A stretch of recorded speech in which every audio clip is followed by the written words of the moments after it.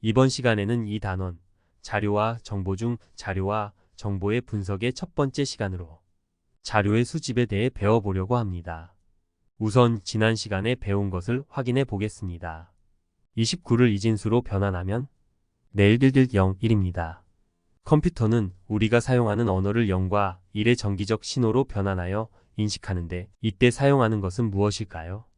네 문자 코드입니다. 오늘은 효율적인 자료 수집 방법을 이용하여 문제 해결 목적에 맞는 자료를 수집하고 수집된 자료를 체계적으로 관리, 분류, 분석, 공유하는 방법에 대해 알아보겠습니다.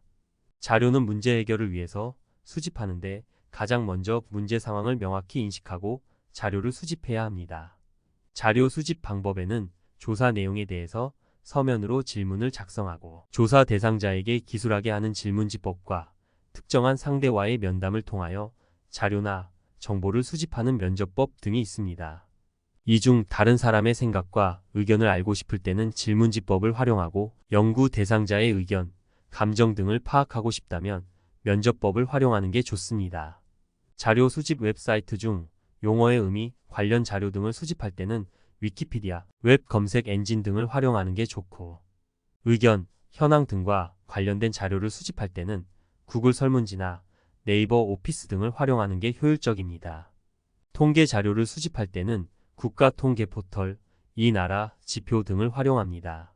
검색할 때 유의할 사항을 살펴보면 단순히 검색만 많이 한다고 좋은 자료를 얻는 것이 아닙니다. 나에게 필요한 좋은 자료가 무엇인지 알 수 있어야 좋은 결과를 얻을 수 있습니다. 그러기 위해서는 철저한 계획과 관리를 바탕으로 자료의 출처가 확실하고 신뢰도가 높으며 문제 해결의 목적에 맞는 자료를 수집해야 합니다.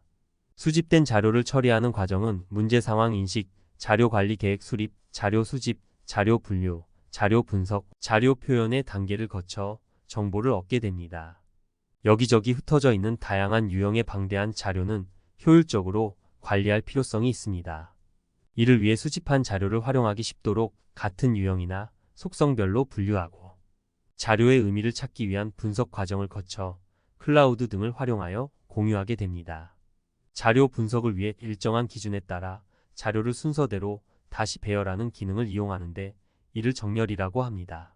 정렬 방식에는 크게 내림차순 정렬과 오름차순 정렬이 있습니다. 필터링은 표에 있는 자료 중에서 조건에 맞는 자료만 보여주고 나머지는 걸러주는 기능입니다. 어젯밤 수면 시간 기준으로 상위 3개만 골라보는 경우가 한 예가 되겠습니다.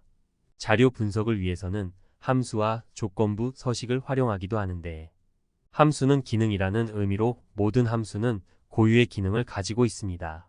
조건부 서식은 자료값이 주어진 조건을 만족할 때만 적용되는 특별한 서식을 말합니다.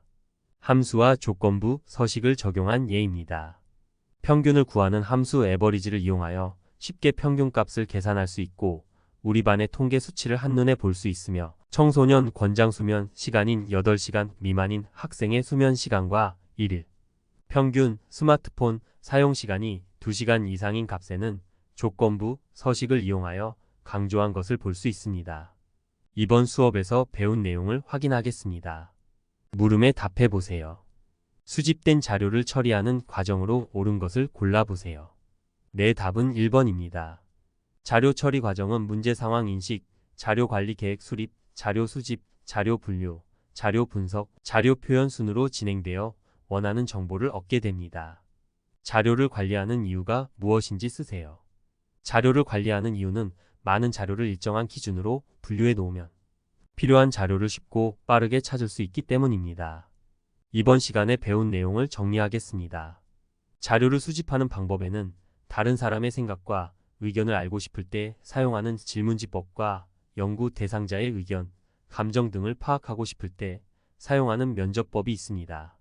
수집된 자료는 문제 상황 인식, 자료 관리 계획 수립, 자료 수집, 자료 분류, 자료 분석, 자료 표현의 과정으로 처리합니다.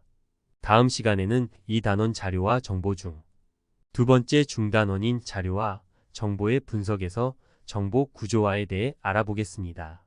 위키피디아, 구글 등의 검색 사이트에서 구조화의 개념을 검색해 봅시다. 감사합니다.